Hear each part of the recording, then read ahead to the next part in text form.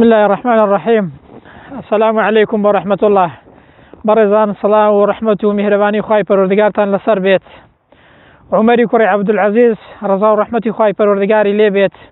لماوي كمتر لدو صال ونيو دا تواني چاکسازی لحکمرانی دا افکات كخليفة مسلمانان بو بشوازك هیچ کێشەیەکی لە وڵات دانەیەشت و هیچ کەسێک فەقیر نەما تەنانەت لە ڕۆژە بەفرەکاندا فەرمووی ئەو دەغڵودانەی کە زیادە لە خەڵک کە خەڵک پێویستی پێی نەماوە بیبن بۆ سەر چیاکان لەوێ ڕۆیکەن بۆ ئەوەی باڵندەکان لەو ڕۆژەدا کە بەفر دەبارێ برسی نەبن و باڵندەکان بیخۆن.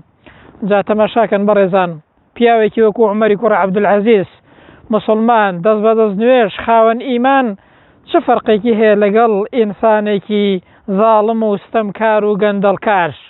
ئەو توانی لە ماوەی 2 ساڵ و نیودا کەمتر لە 2 ساڵ و نیو چاکسازی لە حکمڕانیدا بکات و هیچ کەسێک پێویستە بە هیچ شتێک نەما و فەقیر نەما.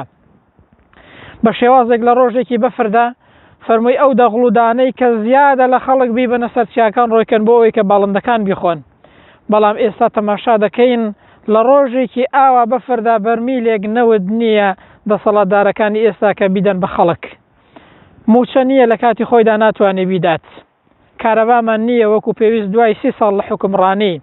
ئەوە جیاوازیە لە نێوانی ئینسانێکی ئیمانداری دەست بەدەست نوێژی خاوەن ئیمانی دادپەروەر خاوەن ڕەحم و بەزەیی لەگەڵ کەسێکی ستەمکار و خراپکار.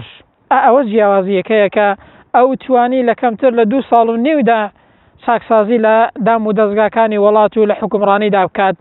بەڵام ئێستا دوای 30 ساڵ ئێمە لە ڕۆژێکی ئاوا بەفردا ئێستا چەندین کەس هەیە کە سەرمایەتی تەنانەت بەرمیلێک نەوتی پێنەدراوە لەو زستان و سەرمایەدا.